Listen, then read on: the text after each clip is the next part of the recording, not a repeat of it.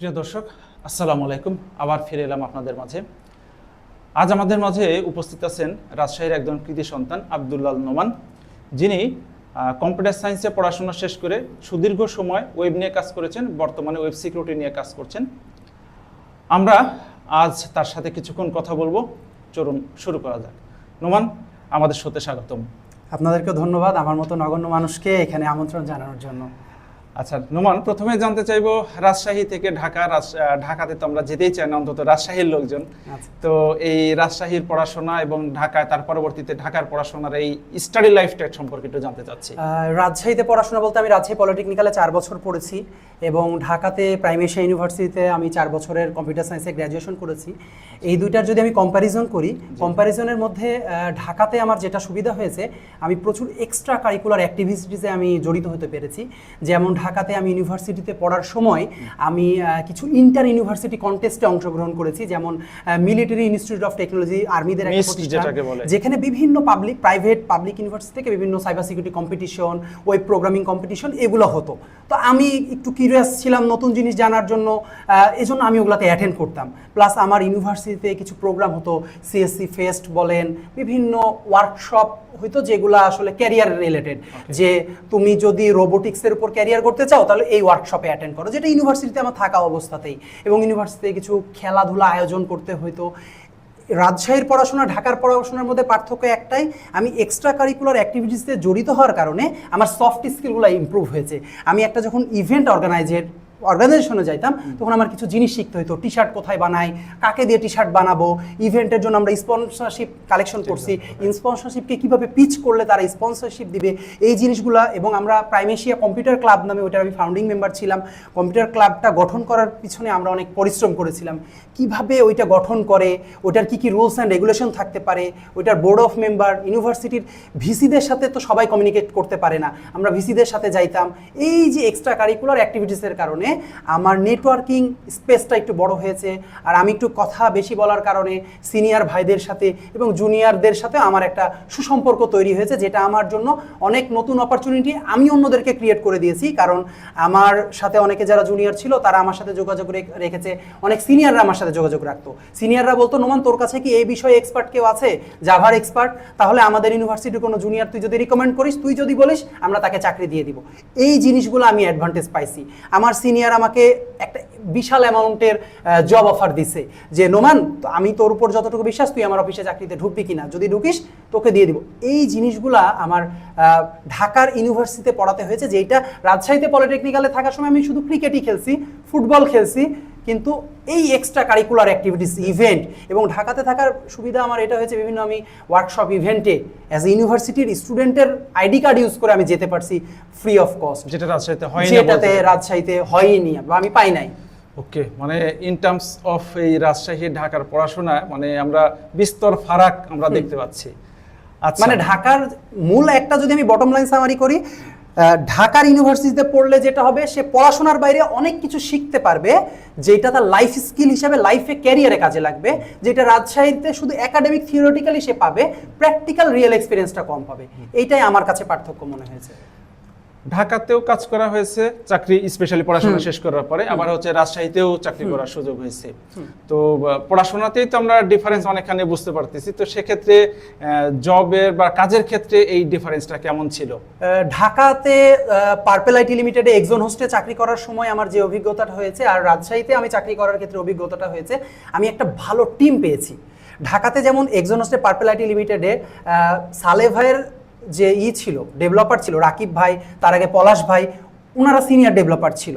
ওনাদের থেকে আমি অনেক কিছু শিখতে পারছি, যে ওনারা আরও হাই অ্যাডভান্টেজ, হাই থট নিয়ে কাজ করে, যেটা আমার আসলে আগে কখনো কল্পনাতেও ছিল না জিনিসটা এভাবেও করা যায়। তো আমি একটা এক্সপেরিয়েন্স কিছু মানুষের কাছ থেকে নতুন কিছু শিখতে পেরেছি, যেটা আমি আমার লাইফে ইমপ্লিমেন্ট দিতে পারছি, যেটা আমার অনেক বেশি সুবিধা হয়েছে। যেটা রাজশাহীর ক্ষেত্রে হয়েছিল কি, আমি হয়তো আপনার কাছ থেকে বা সোহেলের কাছ থেকে আমার যে নলেজ ট্যাঙ্কিংটা, এটা শিখতে পারছি লিমিটেড পরিসরে, বা আপনাদের 2-3 জনের কাছ থেকে। ঢাকাতে এরকম হয়েছে, আমি বিভিন্ন ইভেন্টে গেছি চাকরি করার সময়, হাসিন হায়দারের ইভেন্টে, বা মনে করেন আরও বিভিন্ন যে কাজী মামুনরা যে বিভিন্ন কনফারেন্স নেয়, বা বাংলাদেশের টপ যে ফ্রিল্যান্সার আছে, বা বিভিন্ন বিটপা কনফারেন্স হয়, ওয়ার্ড ক্যাম্প হয়। এই ওয়ার্ড ক্যাম্প তো ঢাকাতে হয়, সিলেটে হয়, খুলনাতে হয়। আমি ওগুলাতে অ্যাটেন্ড করার সুবাদে আমি ইন্ডাস্ট্রিতে কি চলছে, কি ট্রেন্ড চলছে, কোনটা শিখলে এই মুহূর্তে আমি আরো বেশি ইনকাম করতে পারবো, কোনটা শিখলে আমি আরো 2 ধাপ আগায় যাব, ফার্স্ট ওয়ার্ল্ডে কি কাজ চলছে, বাংলাদেশের ইন্ডাস্ট্রিতে না, আমেরিকান, সুইজারল্যান্ড, নেদারল্যান্ডের কি কাজ চলছে, নরওয়েতে কি কাজ করতেছে ওদের সফটওয়্যার ইঞ্জিনিয়াররা, এগুলো আমি শিখতে পারছি। যেইটা আসলে রাজশাহীতে থাকলে আসলে এই যে স্পেসটা এটা পাওয়া আমার জন্য কঠিন ছিল, ঢাকার জন্য আমার অনেক সুবিধা হয়েছে আর কি। রাইট। চাকরি তো করা হলো বা চাকরি করা হয়েছে, তো চাকরি বাদ দিয়ে পরবর্তীতে আবার কেন ফ্রিল্যান্সিং? চাকরি তো আমার চাকরি চলে যায়, আমি চাকরি ছাড়িনি, সামহাও আমি চাকরি থেকে মানে আমাকে বাদ দেওয়া হয়। এবং আমি মনে করি আমাকে সালে ভাই যিনি আমাকে চাকরি থেকে বাদ দিয়েছেন, আমি যদি সালে ভাইয়ের জায়গায় হইতাম আমি আমাকে আরো অনেক আগেই চাকরি থেকে আমি বাদ দিয়ে দিতাম। কারণ সামহাও আমি কোনো একটা কারণে আমি একটু স্ট্রাগল করছিলাম মেন্টালি, এই জন্য আমার প্রোডাক্টিভিটিটা কমে গেছিলো। এই জন্য আমার ভিতর থেকে যে আউটপুটটা বের হওয়ার ডিজায়ার আউটপুট ছিল সেটা বের হচ্ছিল না। আমাকে বাদ দেওয়াটা পারফেক্ট ডিসিশন ছিল এবং আমার জন্য, কোম্পানির জন্য, এবং আমি মনে করি এটা আমার জন্য একটা ব্লেসিংস। সো চাকরি থেকে ফ্রিল্যান্সিং আসাটা আসলে আমি চুজ করিনি, পরিস্থিতির কারণে আমি বাধ্য হয়েছি। আমার যেহেতু চাকরি নাই, আমি এখন নতুন চাকরি খুঁজিও নাই, আর আমি একটু অলস প্রকৃতির, একটু অল্পতেই একটু বেশি পেতে চাই। যেহেতু রাজশাহীর আকাশ বাতাস আমার থাকা অভ্যাস, যে আমি চেষ্টা করি যে অল্প একটু কাজ করব, অনেক টাকা পাবো, চলে যাবে। যেমন অনেকে মনে করে যে 30 দিন কাজ করতে হবে, আমি এটাতে বিশ্বাস করি না। আমি বিশ্বাস করি টিম ফেরিসের একটা বই আছে, the 4 hours of a week, যেখানে একটা ফিশারম্যান কনসেপ্ট আছে। ফিশারম্যান কনসেপ্টটা হলো এরকম যে একজন মাঝি বা মাছ ফিশারম্যান, সে নদীতে মাছ ধরতে গেছে। তো একজন MBA গ্র্যাজুয়েট শহর থেকে স্যুট বুট পরে সামহাও সেও ভ্যাকেশনে ঘুরতে গেছে। তো মাঝিটা মাছ ধরছে, এইটা ওই MBA গ্র্যাজুয়েট অনেক টাকা ইনকাম করে, সে দেখে বলছে, তুমি এই অল্প সময়ের ভিতরে এত বড় বড় মাছ ধরার স্কিল তোমার আছে, তুমি এইটুকু মাছ ধরে কেন বাসায় চলে যাচ্ছ? তখন মাঝিটা এই প্রশ্নের সম্মুখীন যখন MBA গ্র্যাজুয়েটের কাছে হলো, তখন বলল, আমার বাসায় আমার স্ত্রী আছে, আমার পরিবার আছে, আমার কিছু বন্ধু বান্ধব আছে, আমার সার্কেলটা খুবই ছোট, আমি এই যতগুলো মাছ ধরেছি এই অল্প সময়ে, এইটা বিক্রি করলে আমার সংসারের খরচটা উঠে যাবে, আমি বাকি সময় আমার বন্ধুদের সাথে বিকালে একটু আড্ডা দেব, রাতে আমার পরিবারের সাথে সময় দিব, আর মাঝে আমার পরিবারের সাথে, আমার সন্তানের সাথে আমি খেলবো, যেটা আমাকে অল্প সময় কাজ করে যতটুকু আউটপুট পা, আমি এটাতে এখন হ্যাপি লাইফ লিড করছি। বলছে, তোমার মতো বোকা, ওই MBA গ্র্যাজুয়েট ফিশার, তোমার মতো বোকা মানুষ আর পৃথিবীতে নাই। তো বলছে, তাহলে আমার কি করা উচিত? তখন MBA গ্র্যাজুয়েট বলছে, তোমার উচিত তুমি যেভাবে মাছ ধরতে পারো এটা আরো 10 জন মানুষকে শেখানো। তাহলে কি হবে, তুমি যেভাবে অনেক মাছ অল্প সময়ে ধরতে পারো, আরো 10 জন মানুষও ধরা শিখবে। তখন বলছে, তখন কি হবে? বলছে, তাহলে তোমার হয়ে 10 জন, 100 জন, এরকম 1000 মানুষ যখন তোমার হয়ে মাছ ধরবে, তুমি অনেক টাকার মাছ তুলতে পারবা। বলছে, তখন কি হবে? বলছে, তখন তুমি অনেক টাকা ইনকাম করতে পারবা। তখন বলছে, তারপরে কি হবে? বলছে, তারপরে তুমি একটা মিলিয়নার, বিলিয়নার হয়ে যাবে এক সময়, তোমার একটা ইন্ডাস্ট্রি হবে, তখন তুমি অল্প একটু সময় কাজ করবা, পরিবারের সাথে সময় দিবা, ঘুরবা, বন্ধুদের সাথে আড্ডা দিবা। তখন সেই ফিশারম্যান MBA গ্র্যাজুয়েটকে বলছে, ওই কাজটা তো আমি এখনই করছি, তাহলে কেন আমি করব? তখন সেই MBA গ্র্যাজুয়েট আর কিছু না বলে সেখান থেকে চলে যায়। তো এই বইয়ের এই গল্পটা আমি পড়েছিলাম, টিম ফেরিসের the 4 hours of a week বইয়ে আরো অনেক কিছু আছে। এইটা মানে দ্য নিউ রিচ কনসেপ্ট। মানে এখন আপনি যদি বলেন কঠোর পরিশ্রম করে ইনকাম, আসলে এখন ওই যুগটা নাই, এখন হলো স্মার্ট ইনকাম। আপনি AI টুলস বা যে কোনো টুলস ইউজ করে ইনকাম, মানে আমি এখন বিশ্বাস করি 30 মিনিটে 3 লাখ টাকা ইনকাম করা পসিবল, এবং আমি 30 মিনিটে 3 লাখ টাকা ইনকাম করব, এবং আমি 30 মিনিটে 3 লাখ টাকা আমি 3 মাস খাবো, এবং 3 মাস আমি ট্রাভেল করব। আমার ট্রাভেল করলে আমি নতুন জিনিস শিখতে পারি, আমার ট্রাভেল একটা আপনি নেশা বলতে পারেন।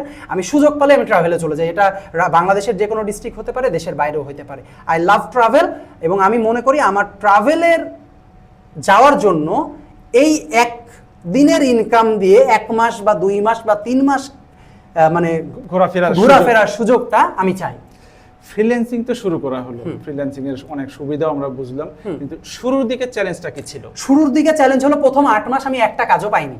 8 মাস? প্রথম 8 মাস মানে আপওয়ার্ক বা অন্যান্য প্ল্যাটফর্মে আমি কোনো কাজ পাইনি। আসলে কাজ কিভাবে পাইতে হয় এটা আমি জানতামই না। তো আমি সোহেল ভাইয়ের কাছে, সোহেল ভাইয়ের অফিসে যাইতাম। সোহেল ভাই আপওয়ার্কে টপ রেটেড ছিল আমাদের সোহেল ভাইয়ের কাছে অফিসে আমি দেখতাম, উনি রাজডকের অফিসে বসে ফ্রিল্যান্সিং করে অস্ট্রেলিয়ার কোম্পানিতে। সোহেল ভাই আমাকে বলতো যে, নোমান তুই আমার কাছে আয়, তোকে আমি কিভাবে প্রপোজাল লিখে শিখায় দিই। আমি বলতাম, না, তুমি তোমার মতো কাজ করো, আমি শিখে নিব, আমাকে তুমি শিখায় দিও না, আমি নিজে শিখতে চাই, টেক ইট এটা লং টার্ম লাগুক, তো প্রথম 8 মাস আমি টানা বসে থাকতাম কিভাবে জব পোস্ট করে, কিভাবে বিড করে, কিভাবে শিখতাম, প্রোফাইল সাজাইতাম, পারতাম না, সর্ট আউট করতাম, বিড করতাম, কাজ দেয় না, এরকম 8 মাস একদম full time investment, zero return. তো 8 মাস পরে আমি একটা কাজ পাই, যেটা খুবই একটা অল্প অ্যামাউন্ট, মাত্র $200 ছিল। তো এইটা কাজ পাওয়ার পর আমি বুঝলাম যে আচ্ছা মানুষকে এইভাবে পিচ করতে হয়। তখন আমি পারি না, তখনও শিখছি। তো তার মাঝে পাকিস্তানের একজন ভাই ছিলেন জাকির আহমেদ শাহ, আমি উনাকে সামহাও রিচ করি। উনি আপওয়ার্কের উপর আপওয়ার্কের উনি $1 মিলিয়ন সম্ভবত ইনকাম করা, মিলিয়নার মানে টপ রেটেড প্লাস অনেক টাকা ইনকাম করা। ওনার সাথে আমি 1-to-1 কোচিংয়ে যাই। আমাকে উনি আব্দুল্লাহ নামে চিনে, বলছে আব্দুল্লাহ তোমার বাংলাদেশে তোমাকে কেউ হেল্প করে না এভাবে? আমি বললাম আমার তো এরকম কোনো কমিউনিটি পাই নাই। বলছে আচ্ছা তোমাকে আমি হেল্প করি, তোমার প্রোফাইলটা দেখে মনে হলো এটা ক্লায়েন্ট ওরিয়েন্টেড হয়নি, তোমার ওরিয়েন্টেড হয়েছে, আমি এটা পারি, আমি এই পারি, আমি সেই করেছি। এটা ক্লায়েন্ট আসে না, ক্লায়েন্ট আসে, ক্লায়েন্ট কি পাবে এই approach, you will get this, client approach করো।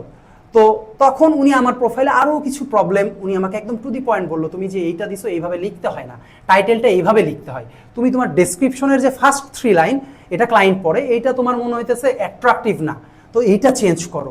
উনি আমাকে 1-to-1 কোচিং দিয়ে আমাকে অনেক হেল্প করেছে।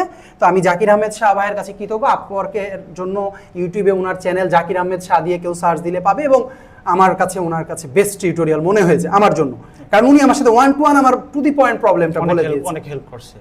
তো তারপরে আমি একটি করে কাজ পাই, এবং প্যারালালি আমি শিখি সফট স্কিলের উপরে, নেগোসিয়েশনের উপরে কোর্স করি, হিউম্যান সাইকোলজির উপর কোর্স করি, ইমোশনাল ইন্টেলিজেন্সে কোর্স করি, এবং সোশ্যাল সায়েন্সে, সোশিওলজিতে কোর্স করি। কারণ কাজ পাওয়াটা আসলে ব্যাপার না যদি আপনি সফট স্কিলে এক্সপার্ট হন। এই গেল ফ্রিল্যান্সিং চলতেছে। এর মধ্যে এখন সম্ভবত ওয়েব সিকিউরিটি নিয়ে মনে হয় কাজ করা হচ্ছে 2021 সাল থেকে। তো কেন এই ওয়েব সিকিউরিটি চুজ করার ক্ষেত্রে আমি একটা কোর্স করেছিলাম, সেই কোর্সে আমাকে বলেছিল তুমি জ্যাক অফ অল ট্রেডস হও না, তুমি একটা বিষয়ে পারদর্শী হও এবং এক্সপার্ট হও। যেমন আমি বলি ওয়েবসাইটও বানাইতে পারি, আমি এটাও পারি, সেটাও পারি, সব যখন আমি পারি আসলে তখন আমি এমন একজন ডাক্তার যে সব বিষয়ে অভিজ্ঞ। তো এই জন্য মানুষ পছন্দ করে স্পেশালিস্ট, নিশ, যে আমার একজন হার্টের পেশেন্টের জন্য হৃদরোগ বিশেষজ্ঞ লাগবে, একজন এমডি করা, এফসিপিএস করা ডাক্তার হতে পারে, সে সব বিষয়ে বিশেষজ্ঞ হলে মানুষ তার কাছে যায় না, একটা বিশেষে। তখন আমি সেই ওই পরামর্শ অনুযায়ী আমি চেষ্টা করি যে একটা নিশ খুঁজতে, যে একটা ছোট্ট নিশে অল্প এক্সপার্ট হব কিন্তু একটা ছোট্ট বিষয়। তখন আমি ওয়েবসাইট সিকিউরিটির উপরে এক্সপার্টাইজ অর্জন করি, এবং এটা ট্রায়াল অ্যান্ড এরর দিয়ে আস্তে আস্তে শিখে এটা আসি, এবং এটা ছোট্ট নিশ, এখানে টাকা অনেক বেশি পাওয়া যায় কিন্তু কাজও অনেক কম, এবং এক্সপার্টও এখানে কম। আমার এখানে ভিড় কম, আমার যে জবগুলো আমি করি সেগুলোতে 5 জনও অ্যাপ্লাই করে না, বাট অন্যান্য যে জব সেগুলোতে 50 জন প্লাস অ্যাপ্লাই করে। আমি এটাতে আসার 1 নম্বর উদ্দেশ্য, এখানে ভিড় কম, আমি এটাতে এক্সপার্ট, এটাতে টাকা বেশি। নোমান, তোমার জন্ম রাজশাহীতে, বেড়ে ওঠা রাজশাহীতে, পড়াশোনার একটা উল্লেখযোগ্য অংশ রাজশাহীতে, আবার কাজ এবং ফ্রিল্যান্সিং দুটার জন্য একটা বড় সময় কাটানো হয়েছে রাজশাহীতে। সো রাজশাহীর আবহাওয়া, রাজশাহীর তরুণদের সাইকোলজি অনেকখানি তোমার জানার কথা। সেই প্রেক্ষাপটে রাজশাহীতে তরুণদের এই ফ্রিল্যান্সিং করার ক্ষেত্রে তাদের সব থেকে বড় বাধাটা কোথায়? রাজশাহীর ক্ষেত্রে আমার যেটা 1 নাম্বার মনে হয়, তাদের কোনো মেন্টর নাই, তাদের কোনো কোচ নাই, তাদের কোনো প্রপার গাইডলাইন নাই। একজন যে বড় ভাই ছোট ভাইকে হাত ধরে তুলবে, এবং ওই ছোট ভাই যে বড় ভাইয়ের কথা বিশ্বাস করে উঠবে, এরকম কোনো সিঁড়ি নাই। যেটার কারণে হয় কি, যারা জানে তারা শেখাইতে চায়, কিন্তু যে জানে না সে ওইভাবে শিখতে বা নিতে চায় না। তো দেখা গেল একটা প্রপার গাইডলাইনের অভাবে। আবার ছোটরা বা যারা একটু কম জানে, তারা যে কম জানে এটা তারা বুঝে না, তারা মনে করে আমি অনেক বেশি জানি, এই ভাই বেশি বুঝে, কম বুঝে। তো এ কারণে হয় কি, সে বড় ভাইয়ের কথা বিশ্বাস না করে বিক্ষিপ্তভাবে বিভিন্ন মানুষের পরামর্শ নিতে চায়, যে কারণে সে হয় কি বিক্ষিপ্ত হয়ে যায়। সো বলে যে if you want to catch 2 rabbit you will not be able to catch not a single rabbit. So একজন মেন্টর বা একজন কোচ প্রয়োজন এই মানুষগুলার, যে সে তার প্রপার গাইডলাইনটা ফলো করবে, এবং অবশ্যই যে যোগ্য তার কাছে যাবে। অযোগ্য ব্যক্তি টাকা দিয়ে কোর্স বেচে তার কাছেই চলে যাওয়া যাবে না, যোগ্যতা যাচাই করে তারপর যেতে হবে। তাহলে একজন যে অলরেডি ওই পজিশনে গেছে মেন্টর হিসেবে, তাকে হাত ধরে প্রপার গাইডলাইন দিয়ে যদি নিয়ে যায়, তাহলে তাদের একটা বড় প্রবলেমের সমস্যার সমাধান হবে বলে আমি মনে করি। ওকে, এইটা গেল ফ্রিল্যান্সিং যারা করতেছে তাদের ক্ষেত্রে। আবার তুমি নিজেও একটা তোমার প্রতিষ্ঠানের জন্য একটা টিম তৈরি করার চেষ্টা করছিলে রাজশাহীতে, এবং এক্ষেত্রে হচ্ছে তোমার বলা যায় যে তুমি পারোনি। সেটার কি কারণ ছিল বলে তোমার কাছে? আমি যখন টিম করতে চেষ্টা করেছিলাম এটার পারিনি, এটার কারণ ছিল আমি যাদেরকে নিয়ে কাজ করার চেষ্টা করেছিলাম তারা প্রচুর এক্সকিউজ দিত। আমি তাদেরকে কোনো কিছু একটা শেখানোর চেষ্টা করলে বলতো এটা এইভাবে আমি পারছি না, এটা আমার দ্বারা হচ্ছে না। তাদের কিছু স্টুডেন্ট ছিল বলতো ভাই আমার আজকে কোচিং আছে, আজকে ক্লাস আছে, আমি আমার ইম্পর্টেন্ট টাইম বাদ দিয়ে তাদেরকে সময় দিয়ে শেখাচ্ছি, তারা ওইটাকে ওইভাবে নিচ্ছে না, এক্সকিউজ দিচ্ছে আজকে আমার শ্বশুর বাড়িতে দাওয়াত আছে, কালকে আমার ওই জায়গায় যেতে হবে। এগুলো আমি নিতে পারছিলাম না, যে আমি আমার টাকা খরচ করে তোমাকে আমার মেধা দিয়ে শিখাচ্ছি, তুমি গুরুত্ব দিচ্ছ না। তারা গুরুত্বটা উপলব্ধি করতে পারে না, তারা ভিজুয়ালাইজ করতে পারে না যে আমার কথা শুনে তুমি যদি এটা শিখো 2-3 মাসে তুমি যে পরবর্তীতে একটা হিউজ অ্যামাউন্ট ইনকাম করতে পারবা, এই বিশ্বাসটা তাদের ভিতরে নাই। তাদের নলেজ আছে বাট তারা বিশ্বাস করে না যে তাদের দ্বারা সম্ভব। তারা বিশ্বাস করে আচ্ছা 5-10 হাজার টাকা হলেই হয়ে যাবে, কিন্তু এটা যে লক্ষ লক্ষ টাকা পসিবল, তাদের এই বিশ্বাস বিলিভ সিস্টেমটা সেভাবে গড়ে ওঠেনি। রাজশাহীর ইয়াং পিপলদের মানে তাদের দক্ষতাটা কোন জায়গায় ঘাটতি আছে বলে মনে হয়? তাদের দক্ষতার ভিতরে আমার যেটা মনে হয় তারা সফট স্কিলে অনেক বেশি অদক্ষ। যেমন তারা কিভাবে কমিউনিকেশন করতে হবে, নেগোশিয়েট করতে হবে, ইমোশনাল ইন্টেলিজেন্স কিভাবে হবে, ক্রিটিক্যালি কিভাবে থিঙ্কিং করবে, এই জিনিসগুলো তারা জানে না। মানুষকে কিভাবে ইমপ্রেস করে কথা বলতে হয়, নেগোশিয়েট, যেমন তারা নেটওয়ার্কিং করা জানে না। তা how to network, networking means কিন্তু আপনার ভিজিটিং কার্ড আমার কাছে আছে, আপনার অফিসে আমাকে একদিন কফি খাওয়াইছেন মানে তাই না। Networking is all about interdependence. আমার একটা কোনো সার্ভিস বা কাজ বা যোগ্যতা আপনার প্রয়োজন। সাপোজ আমি একটা ব্লাড ব্যাংকের সাথে জড়িত, আমাকে ফোন দিলে আপনি রক্ত পান যে কোনো ব্যাগে, দ্যাট মিনস আপনি আমার ফোন নাম্বারটা রাখবেন নোমান ব্লাড ব্যাংক, আপনি আমাকে রক্তের জন্য খুঁজবেন। কথার কথা আমি ওয়েবসাইট বানাইতে পারি, আপনি সেভ করলে নোমান ওয়েবসাইট বানাইতে পারে, এক্সপার্ট। এবং আপনিও ধরেন কথার কথা মোটরসাইকেল রিলেটেড আপনার একটা এক্সপার্টাইজ আছে বা যে কোনো এক্সপার্টাইজ বা ডাক্তার রিলেটেড এক্সপার্টাইজ আছে, আমি আপনার নাম্বারটা সেভ করবো। If you haven't any kinds of dependence, this is not your network. Visiting card আছে, অফিসে কফি খাওয়াছে, অফিসে বাফেট খাওয়া, he is not in your network. You have to create your interdependence with your product or service. Something I need you. If you have that, then it is your network. Otherwise not. এই তো গেল ঘাটতির কথা। তাহলে এখন মানে আমার যেটা সর্বশেষ জানার বিষয় যে অনেকগুলো প্রবলেমের কথা শুনলাম, এখন তাদের উদ্দেশ্যে যদি কিছু বলা যায় যে আমরা কিভাবে এই সমস্যা থেকে উত্তরণ পেতে পারি, বা তরুণদের উদ্দেশ্যে কোনো কথা যে যেটা একটা দিক নির্দেশনা বা গাইডমূলক কিছু কথা তোমার অভিজ্ঞতা থেকে। আমার অভিজ্ঞতা থেকে আমি যেটা মিস করছিলাম, আমি কোনো মেন্টর পাইনি, আমি কোনো কোচ পাইনি যে আমাকে একটু গাইড করবে সঠিক পথে। আমাকে পাকিস্তানের একজনের শরণাপন্ন হতে হয়েছে যে আমাকে গাইড করেছে এবং আমাকে কিছুটা জিনিস শিখিয়েছে। বাট আমি একটা বা দুইটা যদি 3টা পয়েন্টে বলি, 1 নম্বর বই পড়তে হবে, এবং বলছে don't read the book, use the book. বইয়ে যা বলছে, মোটিভেশনাল ভিডিওতে যা বলছে, লাইফে ইমপ্লিমেন্ট করো। মোটিভেশনাল ভিডিও দেখে কিচ্ছু হবে না, বই পড়ে কিচ্ছু হবে না যদি ওটা আপনার বাস্তব জীবনে আপনি প্রয়োগ না করেন। যেমন KM হাসান রিপন ভাইয়ের এমপ্লয়াবিলিটি বইটা আছে, কেউ যদি মনে করি একটা বই পড়ে বাংলাদেশের যে কোনো ছাত্র ইন্টার পাস ম্যাট্রিক পাস, এবং সে যদি তার লাইফে ওটা ইমপ্লিমেন্ট করতে পারে, সে একজন দক্ষ কর্মী হিসেবে নিজেকে গড়ে তুলতে পারবে। বাট আমি একজনকে বলছি বইটা পড়ো, সে আমাকে বলছে নোমান বইয়ে কি বলছে আমাকে 10 মিনিটে বলো। এইরকম অলস মেন্টালিটি যদি থাকে যে আমি শর্টকাটে পাইতে চাই, লং টার্মে জিনিস যদি না চিন্তা করতে পারে, আসলে তাদের ইমপ্রুভমেন্ট হবে না। Think long term, grow gradually, তাহলে সে আসলে আগাইতে পারবে।